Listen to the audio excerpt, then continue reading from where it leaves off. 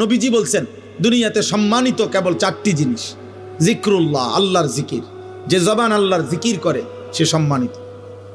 ওমা ওয়ালাহু, যত আমল আল্লাহর ঘনিষ্ঠ বানায়, যত ইবাদাত, যত বন্দিগি, ওটা সম্মানিত। 3, আলিমুন, কোন আলিমে দ্বীন সম্মানিত। 4, মুতাআল্লিমুন, কোরআন সুন্নাহর ইলম শিখে যে আল্লাহর নবী হচ্ছে সে সম্মানিত।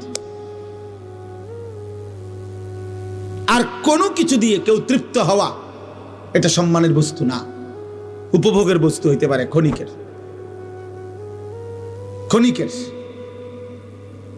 বাকিটা ক্ষণিকের। জাহারাতাল হায়াতিদ দুনিয়া, কোরআনুল কারীমের মধ্যে আছে, আল্লাহ তাআলা নবীজিকে বলছেন, ওয়ালা তামুদ্দান্না আইনাইকা ইলা মা মাত্তানা বিহি আজওয়াজাম মিনহুম।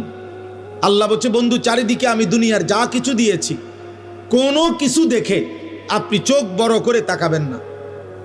বাপ রে, কিটারে এটা বিল্ডিং! আরে সুবহানাল্লাহ, গাড়ি নিও কত হইব দাম চাই আন্দাজ 80 লাখ মনে হইব না বেটা, 1 কোটি।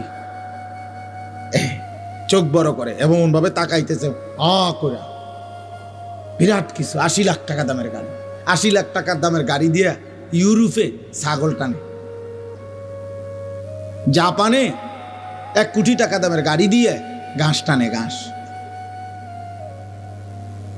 ইটালি, অস্ট্রেলিয়াতে হেলিকপ্টার দিয়া খেতে সার দেয়। হ্যাঁ, আমার পরিচিত ঘনিষ্ঠ একজন এই বাংলাদেশের প্রবাসী অস্ট্রেলিয়া থাকে, উনি সার দেয় খেতে এই হেলিকপ্টার দিয়ে। ওনার চাকরি এটা। ওনার আমি জিজ্ঞাসি, আপনি কি করেন? আমি হেলিকপ্টার দিয়ে সার দেয়। আমরা বাংলাদেশে হেলিকপ্টার দিয়ে সার দিব কোন বছর? এই 12 তারিখের পর, 13-14 তারিখের দিকে।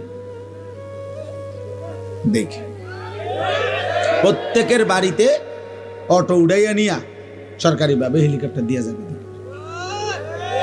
হ্যাঁ, উন্নয়নের জোয়ারে সকলেই আশা করা যায় হেলিকপ্টার দিয়ে সার দিতেন পারবে।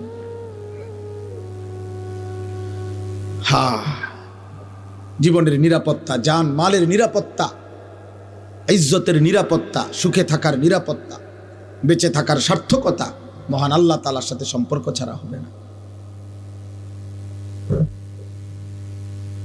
হবে না আব্বা। এখন একটি সমাজের মধ্যে একটি মসজিদকে কেন্দ্র করে, মনে করেন একটা মসজিদ, এই মসজিদটা কমপক্ষে মনে করেন 50 ঘর মানুষের মসজিদ ধরে নেন।